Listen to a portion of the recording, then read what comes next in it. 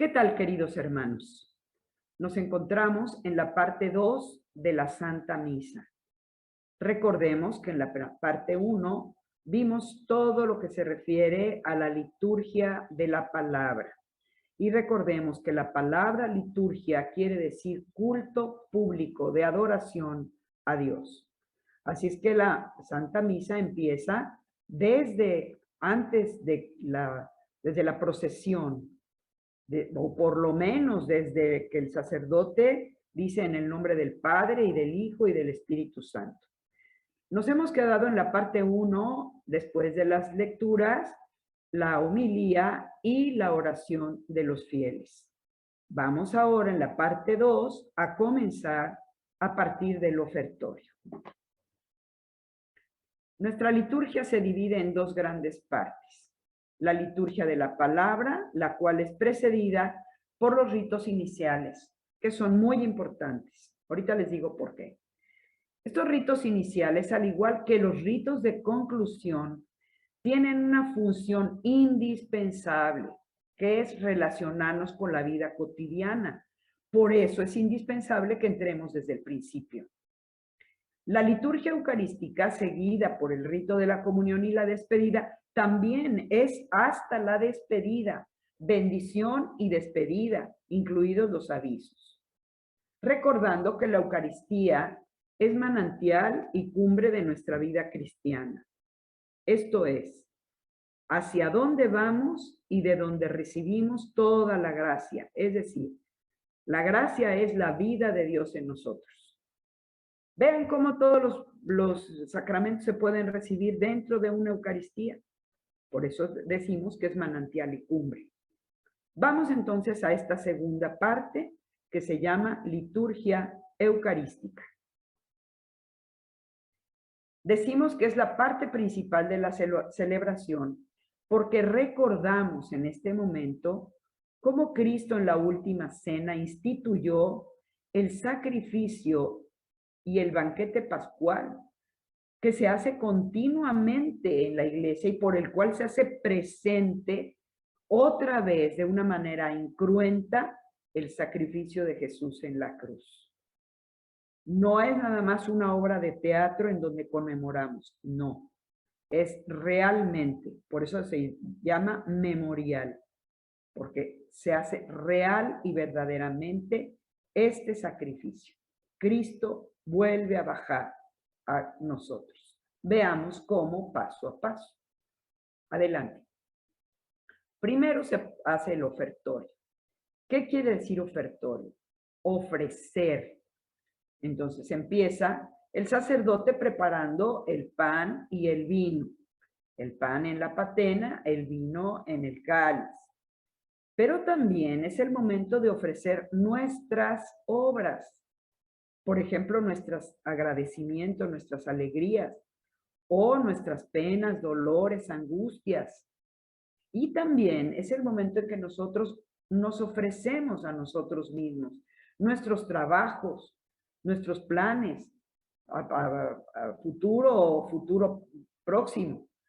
Y es el momento en que también todos ofrecemos nuestras ofrendas para los pobres o para el mantenimiento de los ministros ordenados, es decir, del sacerdote, y para sufragar los gastos de la misma iglesia, capilla, parroquia. Entonces, no es quitarnos unos cuantos centavitos que nos estorban, no. Es dar lo que en conciencia nosotros creemos que podemos colaborar para que esta obra siga adelante. El precio de la misa, pues no tiene precio. No puede tener precio, no le podemos poner una tarifa porque es imposible ponerle tarifa al mismo sacrificio de Jesús en la cruz. Lo único que necesitamos es que todo mundo colabore para que se pueda llevar a cabo. Vamos adelante. Vemos como el sacerdote aquí en la fotografía prepara el cáliz y hace una oración sobre las ofrendas del pan y el vino que se convertirán en la carne y la sangre del Señor. Vean cómo al vino se le añade un poco de agua y esas gotitas de agua simbolizan la unión de Cristo y nosotros. Fíjense qué hermoso. En el antiguo rito, antes del concilio, el acólito besaba la vinajera que contiene el agua como diciendo, ahí voy yo, Señor, estoy yo allí. Y el sacerdote hace esta oración en voz alta o se puede cantar. Te ofrecemos el pan y el vino, fruto de la tierra, fruto de la naturaleza que tú mismo nos das. Y además unida al trabajo del hombre. Fíjense qué hermoso. Es ofrecer nuestro trabajo, nuestras penas, nuestras alegrías, nuestros planes. Entonces, vamos ofreciéndonos todos con ganas al Señor. Adelante. Después viene el lavatorio de las manos. Es una señal de purificación interior. Por supuesto que el sacerdote va con las manos lavadas a celebrar la Eucaristía, pero en voz baja, él está pidiéndole al Señor que lo purifique de todas sus faltas y de sus pecados para poder celebrar dignamente estos misterios. Vamos adelante. Y entonces el sacerdote extiende las manos para invitarnos. Oren, hermanos, para que este sacrificio mío y de ustedes sea agradable a Dios Padre Todopoderoso. Fíjense qué hermoso. Él nos invita para que Él esté dispuesto, pero nosotros también estemos dispuestos. Entonces, contestamos con toda nuestra capacidad y conciencia. El Señor reciba de tus manos este sacrificio para alabanza y gloria de su nombre, para nuestro bien y el de toda su santa iglesia. Fíjense qué hermoso. Nosotros también celebramos. Antes decíamos, voy a oír misa. Después del concilio y de toda el cambio de la liturgia, la iglesia nos enseña, estamos celebrando nosotros también. No solo el sacerdote celebra, celebramos nosotros y participamos. Por eso se hizo la reforma de que el sacerdote estuviera de cara al pueblo, como para integrarnos a todo lo que él hace. Y el altar también volteado de cara al pueblo. Vamos entonces a participar con más ganas a medida que lo vamos entendiendo. Va a empezar una oración que se llama plegaria eucarística, llamada también anáfora. La palabra anáfora viene del griego y quiere decir acción de elevar, de ofrecer y suplicar. Es la parte más solemne. Es el centro y culmen de toda celebración. Va a venir enseguida la narración de la cena del Señor, que nos dicen cómo Jesús bendijo el pan y el vino y le dio gracias y lo entregó. Fíjense cómo Jesús hace una plegaria de agradecimiento. En hebreo se llama beraká, es decir, el acto de agradecer por los regalos recibidos de la naturaleza y del trabajo del hombre. Y sigue esta plegaria eucarística con algo más. Veamos. Así inicia la plegaria eucarística, como para decirnos, alertas, el Señor esté con ustedes. Y nosotros respondemos, y con tu espíritu. El sacerdote nos dice, levantemos el corazón, como diciendo, ánimo. Y nosotros contestamos con ánimo, lo tenemos levantado hacia el Señor. Ahora el sacerdote nos une, demos gracias al Señor nuestro Dios. Y nosotros contestamos, es justo y necesario. Y empieza una oración hermosa, veamos, que se llama prefacio. El prefacio es una introducción al motivo de darle gracias. Por eso hemos puesto esta preciosa vista de la naturaleza. Le damos gracias por todo lo que Él nos da, por la naturaleza, por los dones recibidos. Y hay varios prefacios según el tiempo litúrgico o la festividad o la solemnidad que estamos haciendo. para desembocar en una doxología. También la palabra doxología está tomada del griego y quiere decir dar gloria. Esto es una alabanza especial, cantando el santo. Y si no se puede cantar, rezando. Santo es el Señor, Dios del universo. Llenos están los cielos y la tierra de tu gloria. Hosana en el cielo. Fíjense qué hermoso. Damos gracias maravillados, asombrados y agradecidos de todo lo que el Señor nos permite tener, ver, gozar, etc. Ahora vamos a seguir, porque habiéndole dado gracias, entonces el sacerdote extiende las manos. Bueno, primero bendice los dones y extiende las manos. Esto es un signo que se llama epíclesis. Es decir, invoca, suplica la acción del Espíritu Santo para que con su fuerza divina haga que nuestras ofrendas del pan y del vino se conviertan en el cuerpo y la sangre de Jesús. Es decir, a partir de aquí va a estar ya la presencia viva de Cristo resucitado. Por eso, cuando el sacerdote extiende las manos, se toca la campanilla para recordarnos que nos hincamos, los que podamos, o nos inclinamos para adorarlo. Porque en un instante más está allí, o ahí está ya la presencia viva de Cristo. Tómenlo en cuenta, hermanos, y enséñenlo a los que dependan de ustedes, a sus hijos, niños o jóvenes, etc. Vamos entonces, ahora sí, a recordar el relato de la Santa Cena, de la Sagrada Cena. Dice así: porque él mismo, Jesús mismo, la noche en que iba a ser entregado, tomó el pan y dando gracias, lo bendijo, lo partió y lo dio a sus discípulos diciendo: tomen y coman todos de él, porque esto es mi cuerpo, que será entregado por ustedes. Y después levanta la hostia. ¿Para qué? Para que la adoremos. No bajen la cabeza, más bien mírenla. ¿Y qué decimos al mirarla? Señor mío y Dios mío. Las palabras de Santo Tomás cuando pudo meter sus manos en el costado de Jesús y en sus llagas, porque él no creía que hubiera resucitado. Y lo adoramos, le decimos: te adoro, preciosísimo cuerpo de mi Señor Jesucristo, que fuiste ofrecido en la cruz por mi amor. O palabras similares, las que tú le quieras decir. Pero precisamente para eso el sacerdote nos lo enseña, para que lo adoremos. ¿No?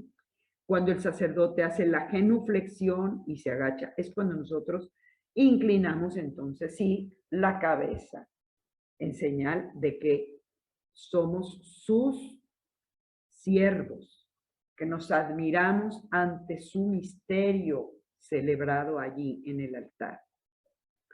Ahora va a ser lo mismo con el cáliz. Veamos. Del mismo modo, dice el sacerdote, acabada la cena, tomó el cáliz, dando gracias, te bendijo, diciendo: tomen y beban todos de él, porque este es el cáliz de mi sangre, sangre de la alianza nueva y eterna, que será derramada por ustedes y por otros muchos para el perdón de los pecados. Hagan esto en conmemoración mía. Esto está en los 3 sinópticos, en Lucas, Mateo y Marcos. Estas palabras, de esta manera o de otra, con variantes muy pequeñas, pero también lo levanta para que lo adoremos. A este momento en que el sacerdote ora sobre las especies del pan y del vino, y el Espíritu Santo los cambia en el cuerpo y sangre del Señor, se le llama la transubstanciación.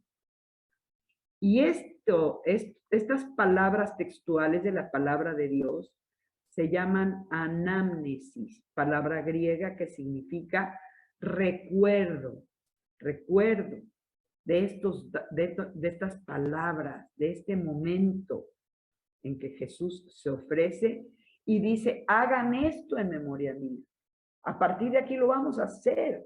Estos datos los traemos al presente en cada misa. Vamos entonces ahora a ver cómo la misa, les decía yo que es igual a un memorial. Si no fuera memorial sería un pedazo de obra de teatro, pero es real, es real. Es decir, se recuerdan las mismas palabras y signos que Jesús hizo en la última cena, y por eso el sacerdote va a decir inmediatamente después, este es el sacramento de nuestra fe. Y todos de pie, en señal de que Cristo ha resucitado, nos ponemos de pie y decimos, anunciamos tu muerte y proclamamos tu resurrección. Ven, Señor Jesús. Quisiéramos quedarnos hincados para adorarlo, pero el ponernos de pie quiere decir, creemos en tu resurrección. Y como diría San Pablo, si Jesús no hubiera resucitado, vana sería nuestra fe, vana sería la celebración de la misa, pero es real. Bendito sea Dios que sea real. Ahora, ¿qué sucede? Ahora el sacerdote, adelante, hace una segunda epíclesis, fíjense, levanta las manos y ora sobre el pueblo. ¿Qué dijimos que quiere decir epíclesis? Invocar al Espíritu Santo. Primero hizo la consagración sobre el pan y el vino, ¿verdad? Ahora ora sobre el pueblo. Pide por todos, por la unidad eclesial, primero por el Papa, los obispos, los sacerdotes, las necesidades de la iglesia en la tierra, por la paz del mundo, por los difuntos. En resumen, miren, pide por la iglesia militante, que somos todos los vivos, por la iglesia purgante, es decir, los difuntos, y por la iglesia triunfante, que son todos los que ya están en la gloria con Dios. Entonces, vemos cómo hay dos como consagraciones de las sagradas especies y de nosotros mismos en la Eucaristía. Adelante. Ahora el sacerdote eleva el cuerpo y la sangre para que lo adoremos. Y aquí le ponemos un asterisco que quiere decir que esta oración es exclusiva del sacerdote. Junto con Cristo todos nos ofrecemos al Padre. Esta oración propia del sacerdote dice así, por Cristo, con Él y en Él, a ti Dios Padre omnipotente, en la unidad del Espíritu Santo, todo honor y toda gloria por los siglos de los siglos. Ahora contestamos todos, amén, que es una palabra hebrea que quiere decir, así es, sí es cierto, yo lo creo. Esta doxología, o sea, esta aclamación de glorificación del cuerpo y la sangre de Cristo es exclusiva del sacerdote. Algunas veces, algunos ministros como que no aguantan las ganas y quieren que todos digamos la doxología, pero es propia del sacerdote. Lo que sí nosotros con todo entusiasmo debemos decir el amén, ya sea rezado o cantado. Es decir, sí estoy de acuerdo. Por eso lo levanta, para adorar. Y ahora va a venir la segunda parte de esta segunda parte de la misa, que se llama rito de comunión. En primer lugar, el celebrante nos introduce para orar la oración que Jesús enseñó a sus discípulos. Es decir, ahora vamos a decir todos como Jesús nos enseñó, nos invita a decir el Padre Nuestro. Y todos decimos Padre Nuestro, no Padre mío, sino Padre Nuestro. Es decir, nos reconocemos todos como hermanos, porque somos todos hijos de un mismo Padre. Pero fíjense cómo al terminar la oración, cuando decimos, y líbranos del mal, amén, el sacerdote continúa con una oración muy especial.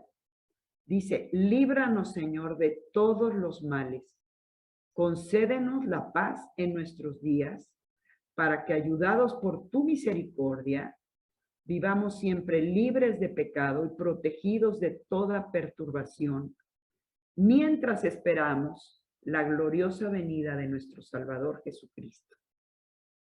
Esta ampliación del Padre Nuestro se llama embolismo, y contestamos todos a este embolismo: tuyo es el reino, tuyo el poder y la gloria por siempre, Señor.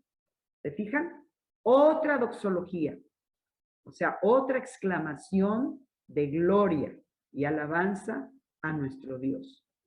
Es una manera solemne de decir este Padre Nuestro. Entonces, recomendamos que en este Padre Nuestro seamos bien conscientes. No nos damos las manos más que en una misa muy especial de comunidad, pero sí con las manos levantadas. La oración del Padre Nuestro es eso, extender nuestras manos hacia Él. Así rezan los judíos, así rezó Jesús, extender nuestras manos hacia arriba para alabarlo y bendecirlo y darle gracias. Enseguida del Padre Nuestro veamos qué sucede. Viene el rito de paz. El celebrante recuerda el signo de paz con que saludaba a Jesús. Y todavía el pueblo hebreo saluda diciendo Shalom. El Shalom es una paz extendida, es te deseo todo bien, salud, bienestar, prosperidad. Así que Jesús dice, el sacerdote dice: Señor Jesucristo, que dijiste a tus apóstoles, la paz les dejo, la paz les doy, no tengas en cuenta nuestros pecados, sino la fe de tu iglesia. Y conforme a tu palabra, concédeme la paz y la unidad. Tú que vives y reinas por los siglos de los siglos. Y todos contestamos otra vez, amén.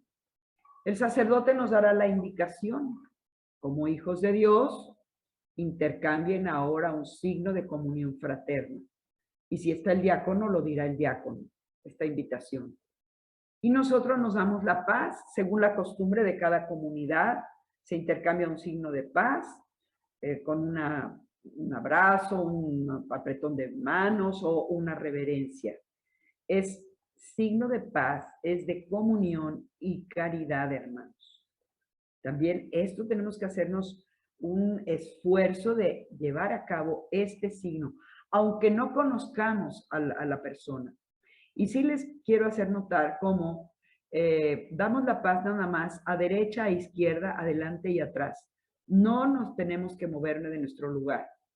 Porque mucha gente, generalmente los que no conocen todas estas partes de la misa y no las han estudiado, pues si es misa de primera comunión, le quieren dar la paz en ese momento al pobre niño que está apabullado y aterrorizado, que toda la gente se le viene encima. O a los novios, que están también nerviosos, además todavía con el lazo puesto, ¿verdad? Bueno, qué sé yo. No, o si es una misa de exequias, le quieren ir a dar el abrazo a los deudos. No, permanezcamos en nuestro lugar, no es falta de educación. Ya después saludaremos y daremos los abrazos que sean. Pero en la misa no se rompe el orden. No es momento de hacer barullo, no es momento de saludarnos. Eso será o antes o después de la misa. Pero una vez que está la misa, respetamos este momento. ¿Por qué? Recuerden quién está en el altar. Y fíjense, nos estamos dando abrazos y besos y barullo y hasta sonrisas y carcajadas. Y está en el altar ya no el pan y el vino. Jesús mismo presente en la hostia y el vino consagrados. Entonces, tengan cuidado y dominen sus ímpetus de ir a dar la paz al que estemos celebrando. Entonces, vean cómo el Señor nos propone la paz antes de comulgar. Y ahora viene un signo hermoso. Se llama la fracción del pan. Y es uno de los gestos más significativos en la última cena, reconocida por los discípulos de Maús el mismo día de la resurrección, cuando aquellos iban hacia su pueblo y hablaban con un extraño y ellos iban tristes y sin embargo aquel extraño les empezó a explicar las escrituras. Esta fracción del pan fue el primer nombre que se le dio a la misa o a la cena del Señor o a la Eucaristía. Por esto este signo para nosotros es muy hermoso y muy valioso, porque manifiesta la unidad de un solo pan partido y repartido entre numerosos hermanos. Y cuando el sacerdote empieza a fraccionar el pan, se canta o se recita: Cordero de Dios que quitas el pecado del mundo, ten piedad de nosotros. Segunda vez, Cordero de Dios que quitas el pecado del mundo, ten piedad de nosotros. Tercera vez, Cordero de Dios que quitas el pecado del mundo, danos la paz. El sacerdote no solo parte en dos la sagrada hostia, sino que un fragmentito de la hostia la deja caer en el cáliz, y esto tiene un doble signo. Por una parte, la unidad eclesial, en la antigüedad, cuando eran los primeros cristianos y vivían relativamente cerca, dicen que se compartían este pedacito de pan, así que alguno de ellos corría a la otra comunidad a llevarlo. Hoy esto es imposible, ya somos muchos, gracias a Dios, pero es la unidad de la Eucaristía celebrada en todo tiempo y en todo lugar. Es pensar en los que están celebrando en el otro lado del mundo, ¿no? O en el norte o en el sur, al este o al oeste. Es acordarnos de todos, sobre todo si alguien pasa un momento de necesidad.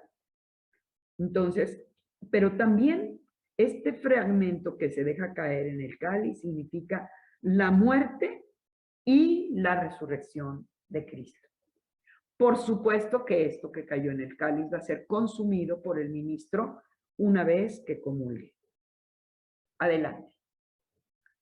Fíjense cuántos signos llevamos antes de comer el cuerpo y la sangre de Cristo. Les recuerdo, primero nos invitaron a decirnos hermanos. Luego nos invitaron a hacer las paces, como dice el Evangelio, ¿verdad? Si tienes algo contra tu hermano, deja tu ofrenda sobre el altar, ve, reconcíliate a tu hermano y vuelve, para que entonces en paz comas el cuerpo de Cristo. Y ahora sí, dijimos, Cordero de Dios que quitas el pecado del mundo, volvemos a pedir perdón. Como si fuera poco en la primera parte de la misa que el sacerdote nos dio el perdón y que nosotros dijimos, Señor, ten piedad, o cantamos, Señor, ten piedad. Ahora volvemos a pedir perdón antes de recibir el cuerpo y la sangre de Cristo. ¿Por qué? Porque muchas veces hasta estamos haciendo pecados en la propia misa. Estamos criticando de cómo este vino vestido, o de que este llegó tarde, o de que ya se equivocó alguien, o de que el sacerdote dijo algo que no nos gustó, qué sé yo. Nuestro pensamiento vuela y qué barbaridad. Entonces volvemos a pedirle perdón. Y fíjense, para esto el celebrante nos presenta la hostia partida en dos y nos vuelve a recordar las palabras de Juan el Bautista, cuando les enseñó a los discípulos, yo no soy, pero miren, este es el Cordero de Dios que quita el pecado del mundo. Y agrega la iglesia, dichosos los invitados a esta cena, o como diría el libro del Apocalipsis, a las bodas del Cordero. Esta es la boda del Cordero. ¿Quién es el Cordero? El Cordero es Jesús, que ha sido sacrificado para el perdón de nuestros pecados. Y entonces nosotros contestamos con otro texto hermoso, Evangelio, que está en Lucas también 7 y Mateo 8, que son las palabras del centurión romano cuando le pidió a Jesús que le aliviara a su criado. Y este centurión muy respetuoso le dijo a Jesús, no es necesario, mira, tengo un criado enfermo. Y Jesús se disponía a ir a su casa, pero le dice el centurión, no es necesario que vengas a mi casa, porque el centurión conocía las costumbres judías de que no podían ir a casa de paganos. Y miren, la palabra del centurión con tanta fe se hizo famosa, tanto que hoy la repetimos nosotros en la misa. Y se la podemos decir pensando en nosotros mismos. Señor, yo no soy digno de que entres en mi casa. ¿Cómo estará mi casa? Pero una palabra tuya bastará para sanarme. ¿Sanarme de qué? De todos mis malos pensamientos, de mis pecados, de mis críticas, de mis juicios, para que antes de que tú entres en mí, yo quede completamente limpio. Entonces, vamos a ver qué sigue.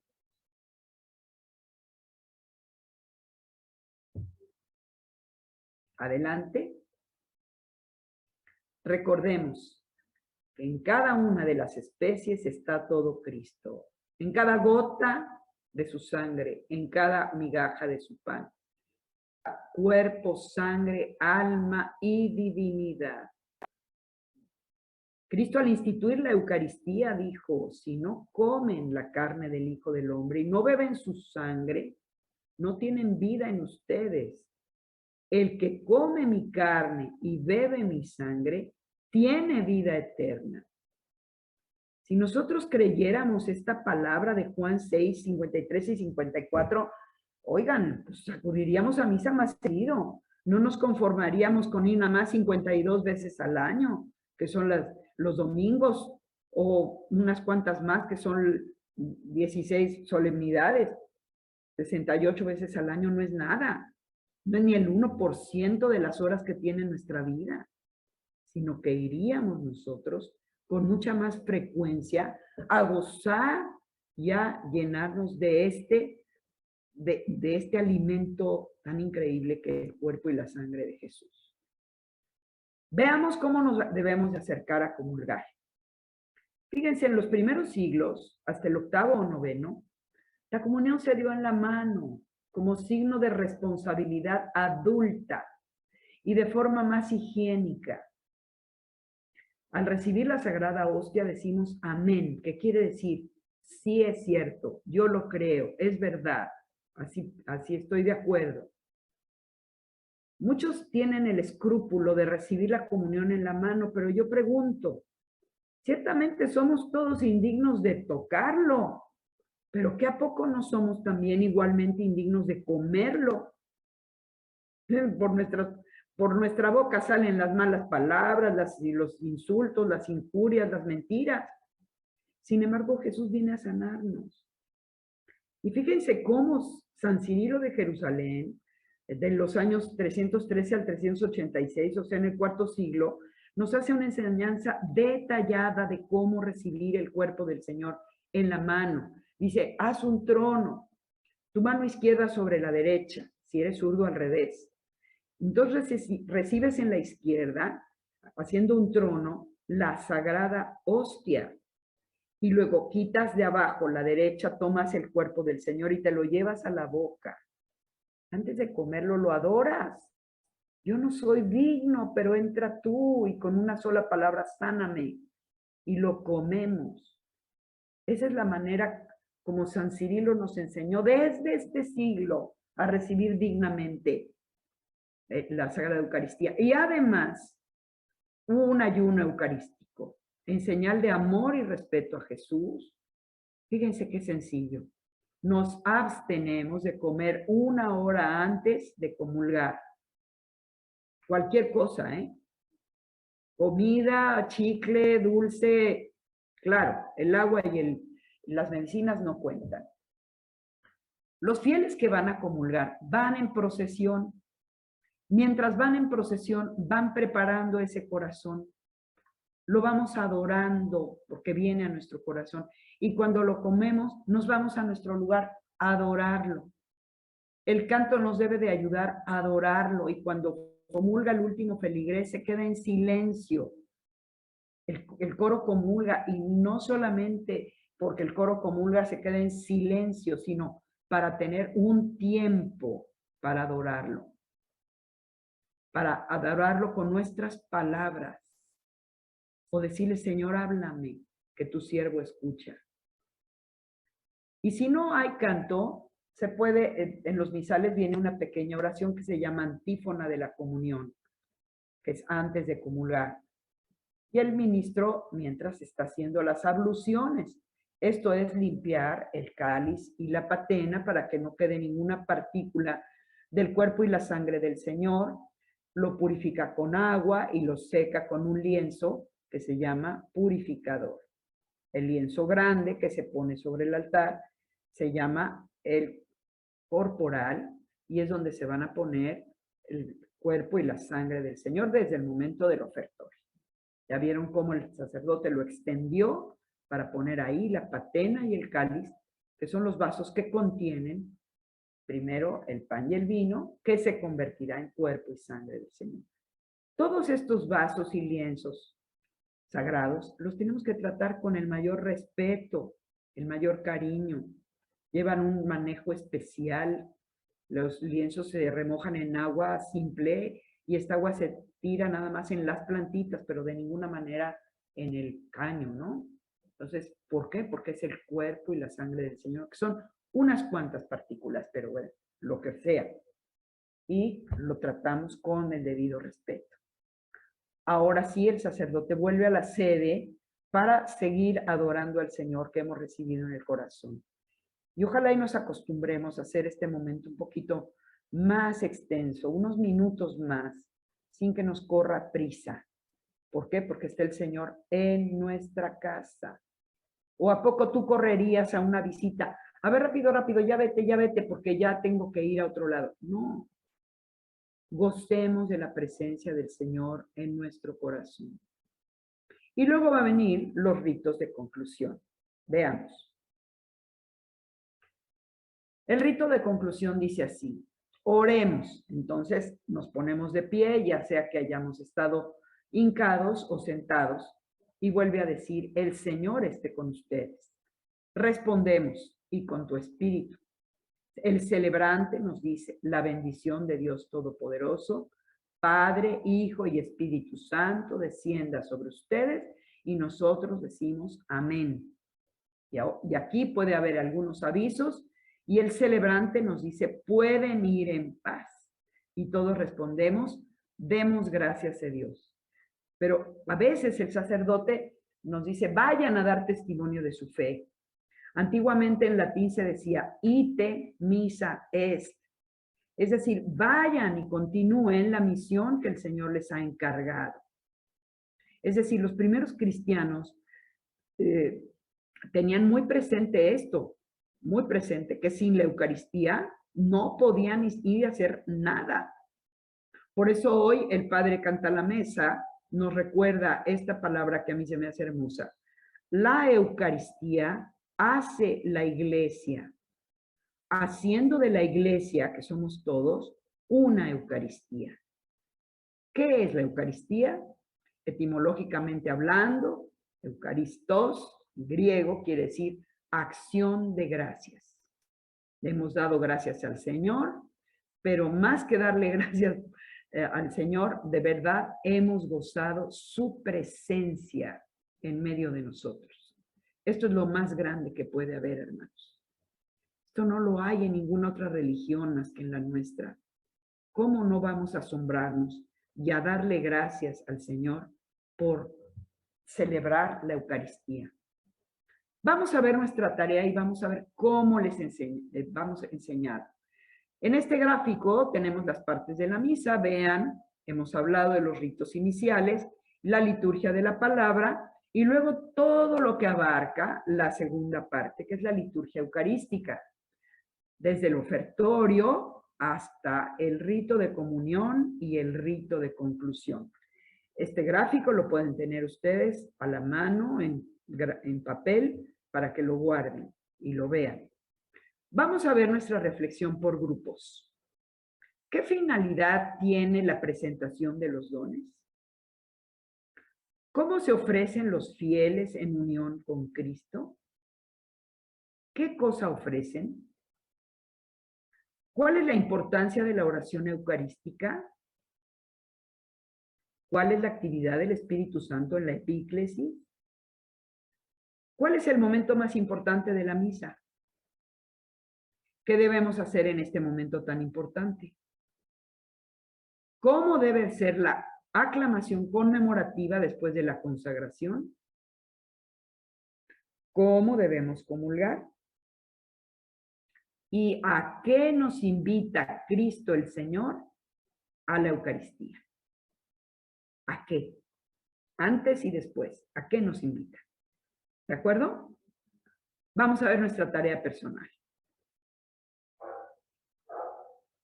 Veamos nuestra tarea personal.